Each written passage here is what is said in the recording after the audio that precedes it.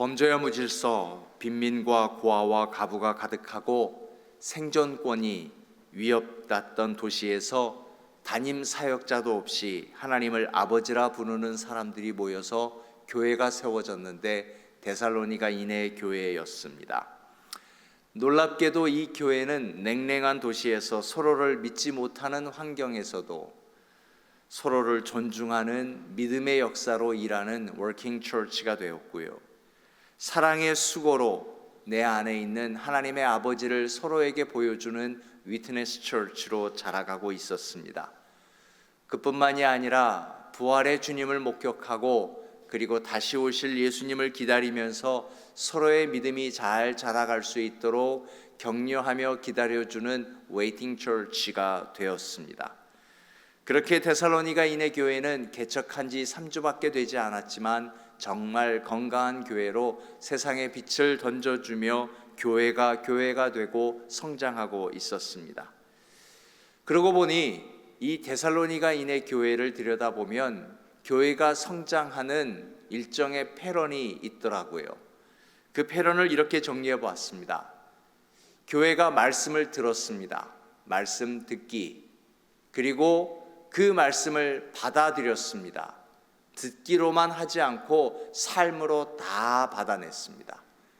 삶으로 받아내니까 말씀 속에 있는 예수 그리스도의 성품, 그것을 그대로 본받게 되었습니다. 내가 본받으니까 누군가에게 본이 되었습니다. 누군가에게 모델이 되었고 성장의 본이 되었습니다.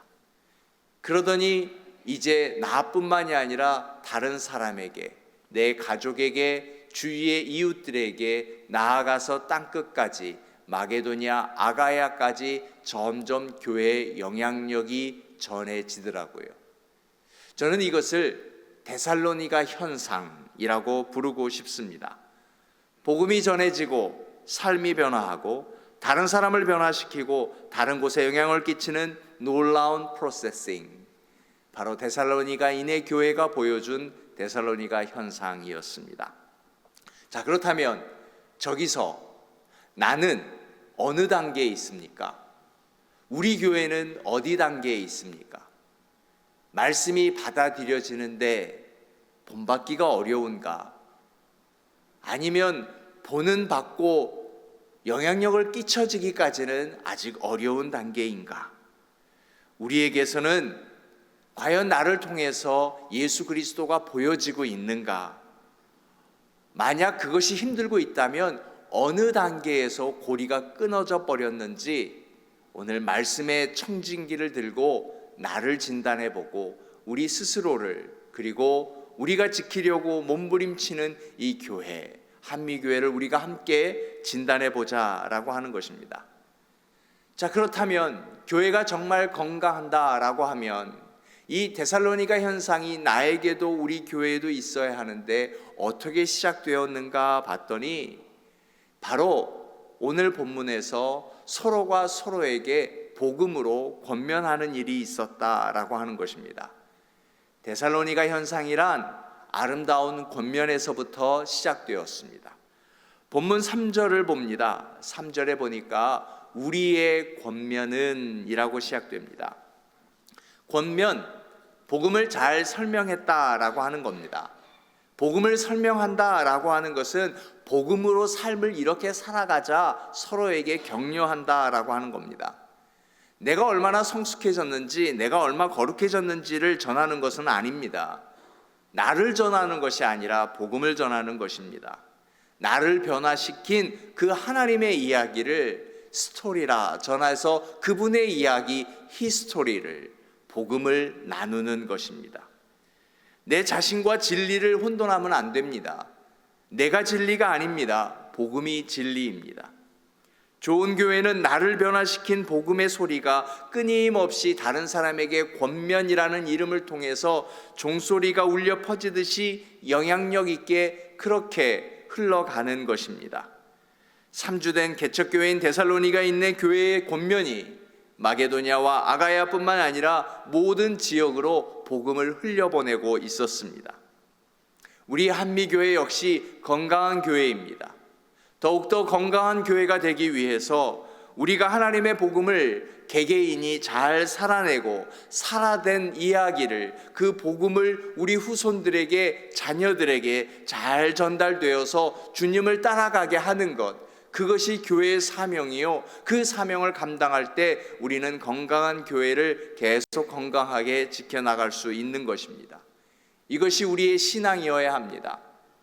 자, 그렇다면 이 권면을 잘 하기 위해서 본문에서 몇 가지를 조심하고 또 몇 가지를 열심히 하자 제안하고 있습니다. 바울 사도는 이 권면을 잘 하기 위해서 3절의 말씀에 보니까 간사함을 피해라 라고 했습니다. 간사함이 어려우니까 한 번 더 설명합니다. 부정에서 난 것, 그리고 또 한 번 설명합니다. 이거 속임수. 그러니까 우리가 진리를 전하면서 간사함, 잘못된 것, 그리고 부정에서 난 것이 아니라 잘못된 동기로 복음을 전해서는 안 된다. 속임수, 잘못된 방법도 사용해서는 안 된다라고 하는 것입니다. 내가 전하고 싶은 거냐, 아니면 내가 하고 싶은 이야기냐. 내가 하고 싶은 이야기가 아니라 나를 변화시키고 내가 정말 주고 싶은 그 하나님의 이야기를 우리가 바로 전하자라고 하는 겁니다. 그 말은 내 안에 복음이 선명하냐, 내 안에 하나님의 말씀이 뚜렷하냐, 그것을 전하는 것입니다. 이것이 뚜렷하지 않으면 그만 내 얘기를 해버리고 마는 겁니다. 사도행전 17장에 데살로니가 교회가 세워진 이야기가 나왔다고 지난주 말씀드렸죠. 이 교회에서 그랬어요. 바울 일행을 계속 따라다니는 사람들이 있었는데 소위 경건하다 말한 그리스에서 온 사람들, 그리고 귀부인들이 이들을 따라다녔다라고 했는데 다른 속사정이 있었어요. 그러니까 잘못된 동기, 잘못된 시작, 그것으로 자기들이 원하는 그 모임을 형성하려고 해서는 안 된다라고 하는 것입니다. 그래서 복음이 내 안에 뚜렷하냐, 내 안에 하나님의 말씀이 분명하냐, 그것을 확인하는 것, 이것이 권면의 시작입니다. 그리고 내가 권면하려면 두 번째는 사명에 대한 이해도가 있어야 합니다. 우리가 사명이라고 하는데, 자, 사명은 뭐냐? 복음을 전하는 겁니다. 그러면 그 복음을 전하는 사명이 나에게 어떻게 주어졌느냐? 4절에 보니까 이렇습니다. 바울 사도는 우리는 복음을 위탁받은 사람들이다 라고 이야기합니다. 복음을 위탁받았다라는 말, 하나님이 하나님의 말씀을 나에게 맡기셨다라고 하는 겁니다. 위탁받았다, 바울 사도가 참 좋아하는 단어였던 것 같습니다. 바울 사도가 쓴 모든 성경을 보면은요, 이 단어가 제일 많이 등장하고 반복됩니다. 고린도전서 4장 1절부터 2절을 보더라도요, 하나님의 비밀을 맡은 자들입니다 라고 했습니다. 우리가 그리스도의 일꾼이요 하나님의 비밀을 맡은 자요, 그리고 맡은 자들에게 구할 것은 충성이라 얘기했던 것은 하나님이 우리에게 당신의 말씀을 맡기셨습니다. 왜 맡겼어요? 전달하라고요. 자, 그럼 우리는 전달자입니다. 맡은 것을 전달하려면 그대로 전달해야 되죠. 여기서 다른 걸 넣으면 될까요? 안 됩니다. 내가 추가할 수 없는 겁니다. 우리가 점심 서빙을 하면서 맛있게 준비해 주신 그 음식을 서빙합니다. 근데 서빙하면서 내 마음대로 후추나 소금을 넣어버리면 될까요? 우리는 전달자입니다. 내가 넣거나 내가 빼는 것이 아닙니다. 복음을 전하면서 나의 영광을 슬쩍 집어넣고 내가 전달하지 않으면 누가 해? 나의 수고를 집어넣고 내가 인정받으려 하고 내가 집중받으려 한다면 그것은 신실한 것이 아닙니다. 맡겨진 사람의 의무가 아니란 말입니다. 하나님은 우리가 복음을 전해서 열매를 얼마나 많이 거두었나 보시는 분이 아니십니다. 결과지상주의자가 아닙니다. 하나님은 우리의 마음 중심을 보십니다. 처음 마음, 그 마음이 한결같냐? 우리에게는 다 처음 마음이 있습니다. 한미교회에 우리가 믿음 생활 시작하면서 처음 먹었던 그 마음, 나는 그 마음이 신실하냐?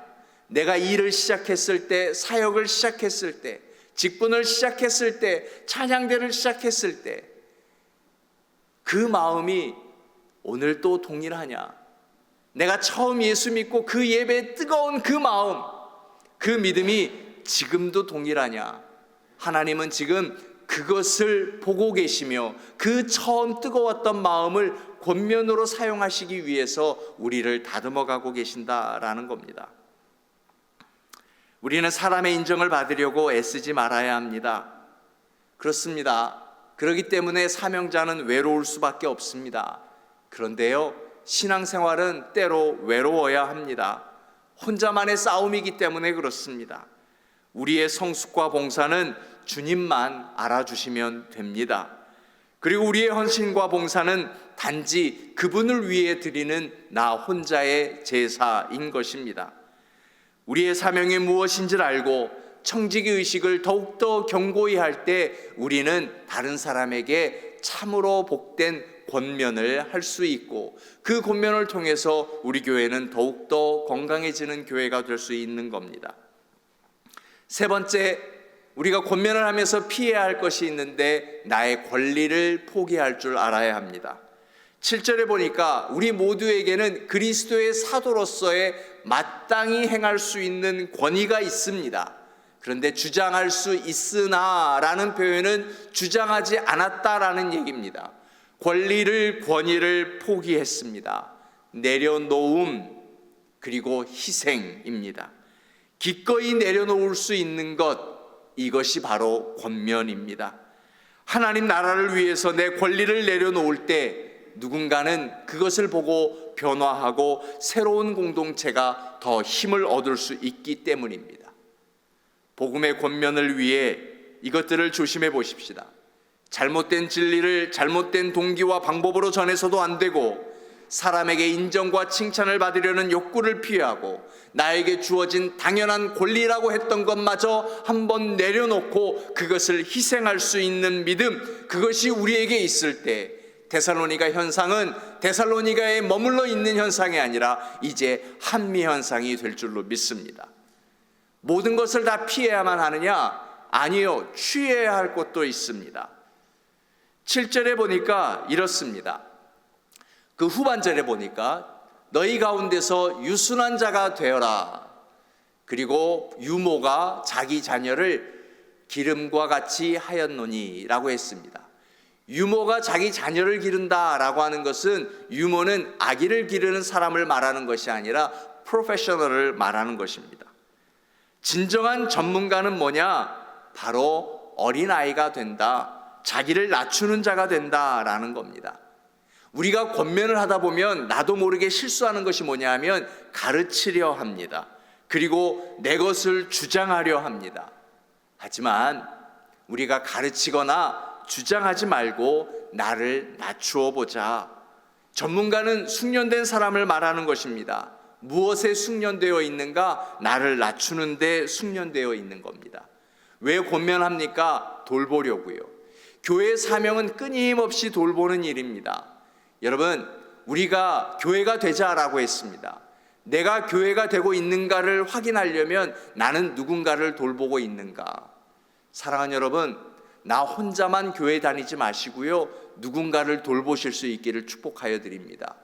오늘부터 찾으세요. 좋은 말로 할 때. 그래서 돌봄이 사명입니다. 어떻게 돌볼 수 있을까요? 나를 낮춰야 돼요. 우리 아이들을 돌봐봤잖아요. 아이를 돌보려면 무릎을 꿇고 눈 맞출 수 있어야 되죠. 손자 손녀 그렇게 기르지 않으세요? 나를 낮춰야 됩니다. 왜 손자 손녀를 허락하셨을까요? 교회를 보라고요. 내가 누군가를 돌보려면 그 믿음에 맞추려고, 그 인격에 맞추려고 나를 낮출 필요성이 있습니다. 그것을 하나님은 전문가로 보신다. 나를 그때 믿음의 프로페셔널로 보신다라는 겁니다. 또 하나가 있습니다. 그러한 자세도 가져야 하지만 11절 12절에 보면은 아버지의 자세를 가지라라고 했습니다.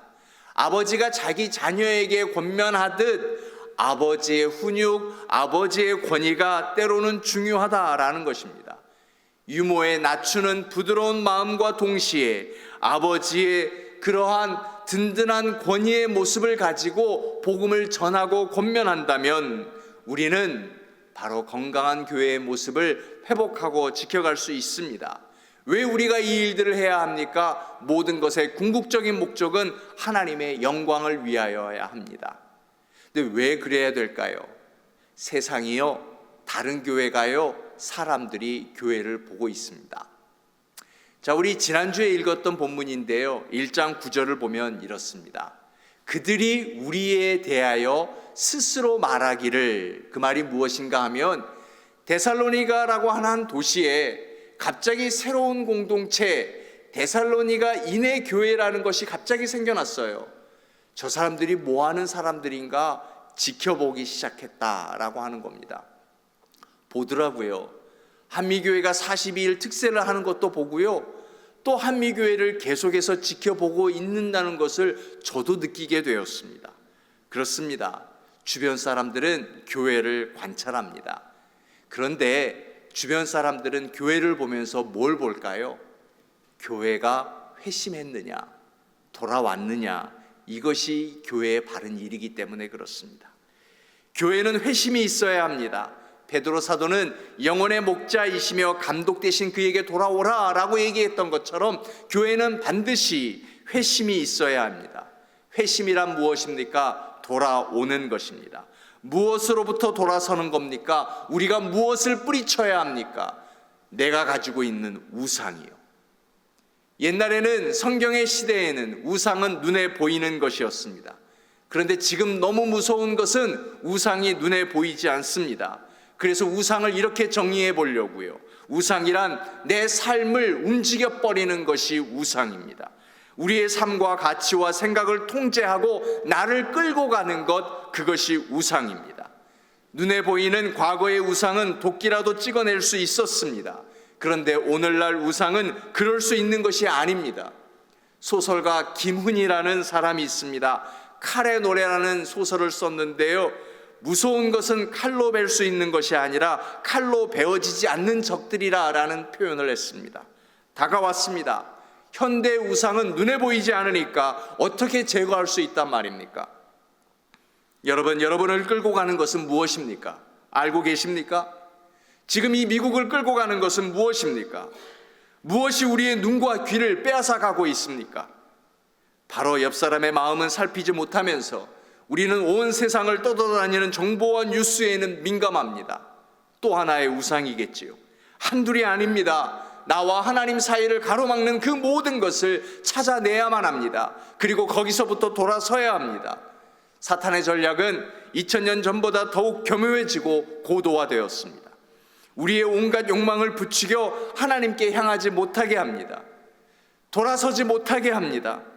그런데 그것이 거대한 욕망도 아닙니다. 오히려 작고 일상적이어서 너무나 거부하기가 힘듭니다. 하지만 여러분, 딱 그때만 할 수 있는 것이 있습니다. 예배도 딱 이때만 하는 것입니다.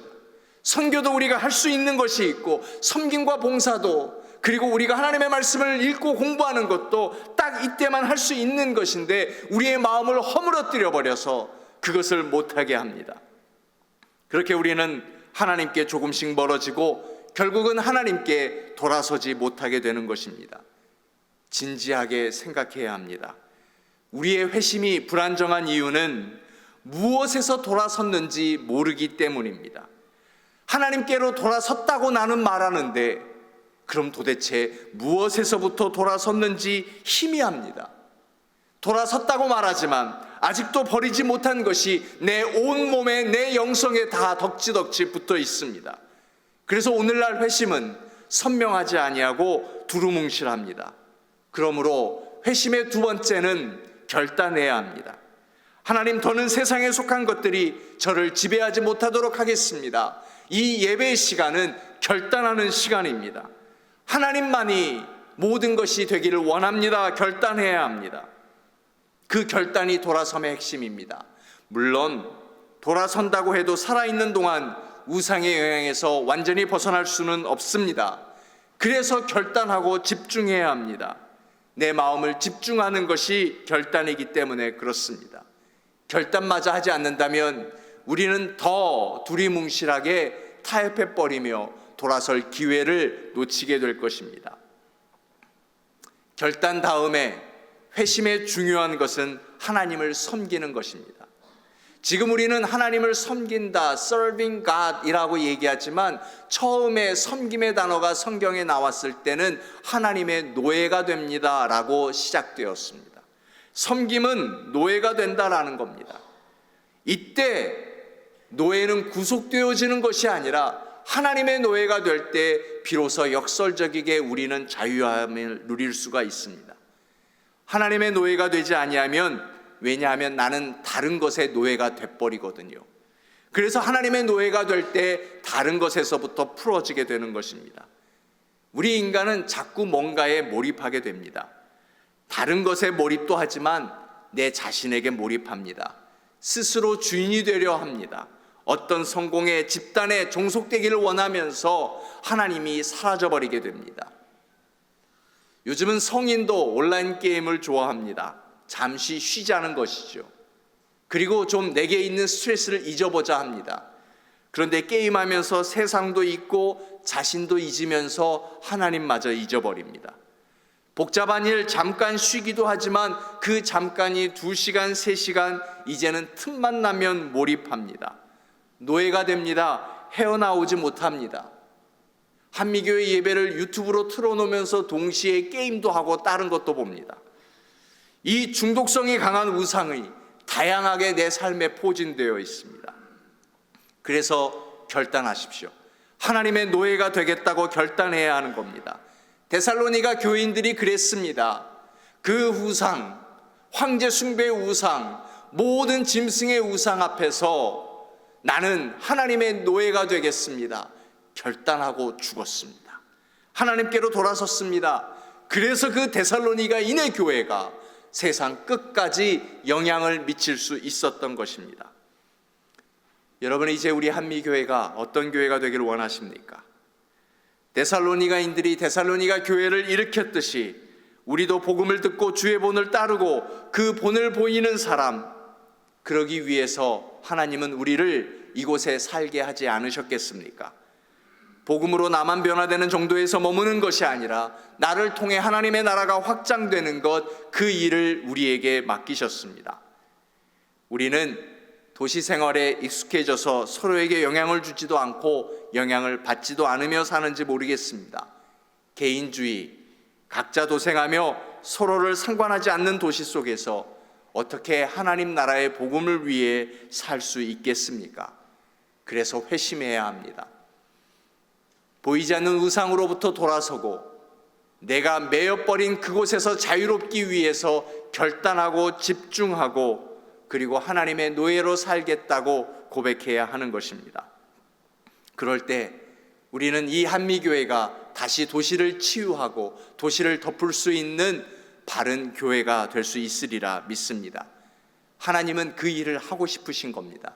그래서 우리를 이곳으로 부르신 것입니다. 우리 인생에 진실하게 하나님 앞에 드릴 수 있는 삶이 되실 수 있기를 축복하여 드립니다. 이제 한미교회는 하나님의 말씀을 듣고 하나님의 말씀을 나누고 하나님의 말씀을 본받고 내 삶에서 누군가에게 영향을 미치고 그렇게 하나님의 나라를 확장하는 한미의 현상이 오늘부터 시작되어서 딱 끝까지 전해지는 역사를 볼 수 있는 이 시대의 증인이 되시기를 주님의 이름으로 축원하여 드립니다. 은혜로우신 하나님, 데살로니가인의 교회가 그리하였듯이 이제는 한미교회가 그 사명을 감당하기를 원합니다. 복음을 권면하기를 원합니다. 복음을 권면하기 위해서 버려야 할 것, 취해야 할 것, 그리고 교회가 반드시 회심해야 하는데 우리에게 어떤 우상들이 있는지 찾아낼 수 있게 하시고 그것에서부터 분명하게 돌아서게 하여 주시고 내 안에 있는 복음이 선명한 인생이 되게 하여 주옵소서. 복음을 믿습니다. 복음을 나눕니다. 하나님이 주인이십니다. 그리고 하나님이 나의 구주이십니다.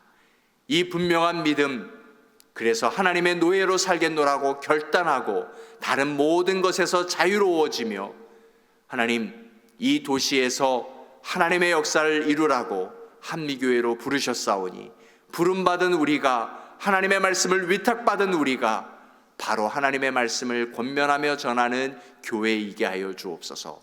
예수님의 이름으로 기도드립니다. 아멘.